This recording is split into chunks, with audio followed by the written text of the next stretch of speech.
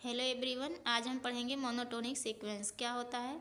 A sequence action is said to be monotonic sequence if it is satisfy one of the following condition. कोई sequence x n होगा वो monotonic sequence कहलाएगा। कब कहलाएगा? जब इसमें से कोई एक कंडीशन को सेटिस्फाई कर रहा है। जैसे x n plus one greater than और equal to x n for every n belongs to capital N.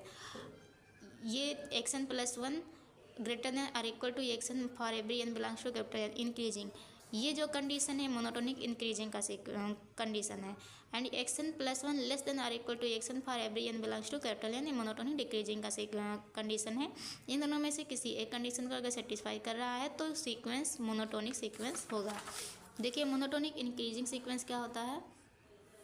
A sequence action is said to be monotonic increasing sequence, bracket में नॉन डिक्रीजिंग, मतलब इंक्रीजिंग हुआ तो डिक्रीजिंग होगा ना, if action plus one greater than और equal to x n for every n belongs to capital N. X n plus one जो होगा वो ग्रेटर देन और इक्वल टू होगा एक्शन के for every n belongs to capital N. मतलब लगातार sequence के टर्म एक टर्म के बाद बढ़ते हुए जा रहे हैं।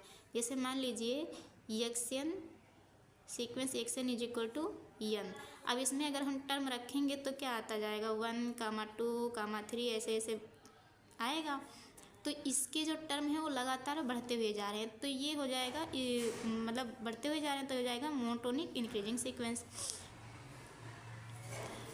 मोनोटोनिक डिक्रीजिंग सीक्वेंस क्या है। Monotonic decreasing a sequence action is said to be monotonic decreasing sequence, non increasing, मतलब ये इंक्रीजिंग नहीं होगा।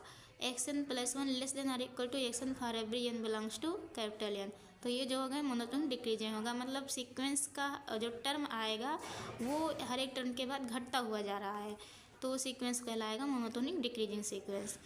देखिए स्ट्रिक्टली मोनोटोनिक इंक्रीजिंग सीक्वेंस क्या होता है। A sequence action is said to be strictly monotonic increasing sequence, non decreasing sequence if action plus one greater than, equal to नहीं लगेगा, केवल ग्रेटर देन लगेगा, x n for every n belongs to capital N, तो sequence strictly monotonic increasing sequence कहलाएगा।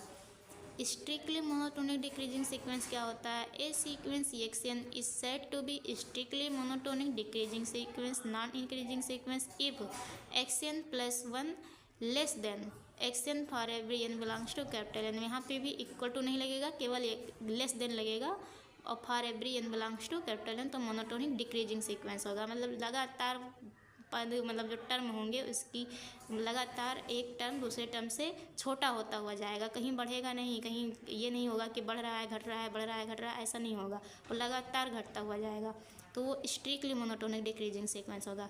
देखिए strictly monotonic sequence क्या होता है।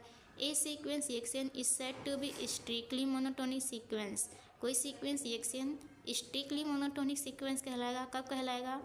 If it is either a strictly monotonic increasing, या तो मोनोटोनिक स्ट्रिक्टली इंक्रीजिंग हो या फिर मोनोटोनिक स्ट्रिक्टली डिक्रीजिंग हो, तो सीक्वेंस जो होगा एक्शन वो कहलाएगा strictly monotonic sequence. Dear student, अगर वीडियो आपको अच्छी लगी हो तो लाइक सब्सक्राइब ज़रूर करें। हम मिलते हैं अगली वीडियो में। Thank you.